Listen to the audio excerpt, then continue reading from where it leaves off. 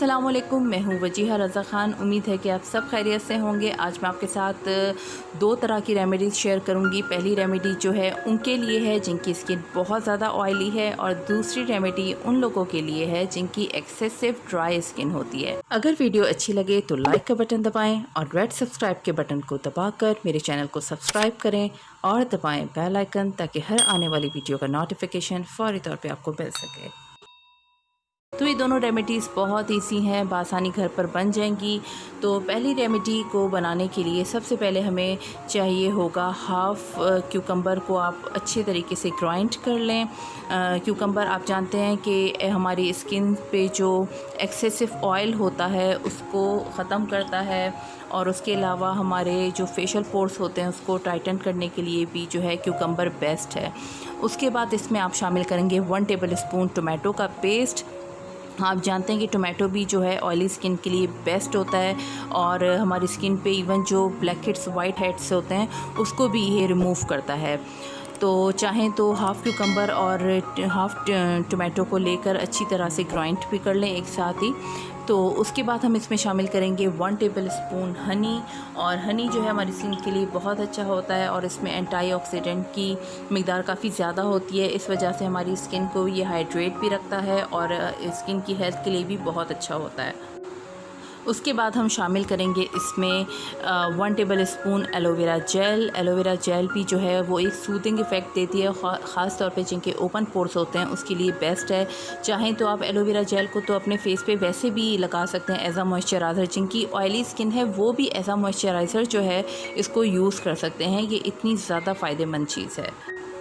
इनका अच्छे तरीके से पेस्ट बना लें, और चाहें तो आप स्किन पे इसका मसाज कर सकते हैं। और अगर आपको लगता है कि स्किन पे आपके ज़ाहिर है ये कोई मड मास्क तो है नहीं जो आपके चेहरे पे लगने में थोड़ा सा तो प्रॉब्लम होगा, तो आप इसमें थोड़ा सा जो है इसमें 1 टेबल स्पून इसमें मुल्तानी मिट्टी शामिल कर सकते हैं, यानी कि फुल अर्थ क्ले शामिल कर सकते हैं, और ये भी जो है एक बेहतरीन फेस पैक बन जाएगा। इसको आप स्किन पे लगाते रहें और हल्का सा मसाज करते रहें, और आप देखेंगे सिर्फ़ एक दफ़ा के इस्तेमाल से ही जो है आपकी स्किन पे जो बहुत ज़्यादा ऑयल होगा वो फ़ेस वॉश करने के बाद आप देखेंगे आपकी स्किन काफ़ी ज़्यादा जो है वो आपको हेल्दी नज़र आएगी और काफ़ी सी ड्राई नज़र आएगी।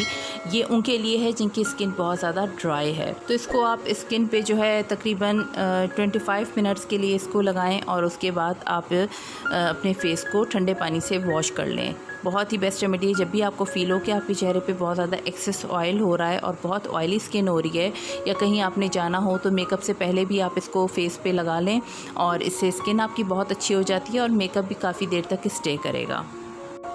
उसके बाद हम आ जाते हैं दूसरी रेमेडी की तरफ। दूसरी रेमेडी जो है वो जिनकी बहुत ज़्यादा ड्राई स्किन होती है और मेकअप स्टे नहीं करता बिल्कुल और कैकी लुक देता है, तो उनके लिए ये रेमेडी है।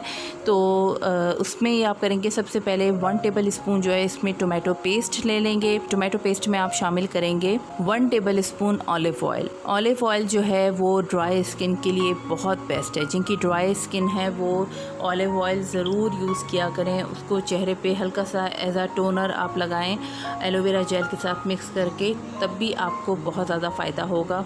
और टोमेटो के साथ मिक्स करके लगाते हैं तो तब भी बहुत ज़्यादा फ़ायदा होगा। तो सिंपल सी ये 2 चीज़ें हैं, लेकिन ये आपस में इनका मिक्सचर जो है वो बहुत ही कमाल का एक फ़ेस पैक बन जाता है। देखने में सिर्फ 2 सिंपल सी चीज़ें हैं, लेकिन कभी आप इसकी जो है प्रॉपर्टीज़ पढ़ें कि दोनों आपस में मिलकर एक बेहतरीन फ़ेस पैक बनाते हैं, तो आप खुद हैरान रह जाएंगी कि ड्राई स्किन के लिए ये एक बेस्ट फेस पैक है। तो इसको फेस पे लगाकर हल्का सा मसाज करते रहें, और फिर उसके बाद जो है थोड़ी देर के लिए इसको छोड़ दें, और 15-20 मिनट के बाद जो है आप अपने फेस को वॉश कर लें। तो आपकी स्किन बहुत ही सॉफ्ट सी बिल्कुल हो जाएगी, और जो फटी फटी सी जल्द होती है, कैकी लुक होती है, वो बिल्कुल ख़त्म हो जाएगी। तो ये आज की दोनों रेमेडीज़ थी। उम्मीद थी आपको जो है पसंद आई होंगी।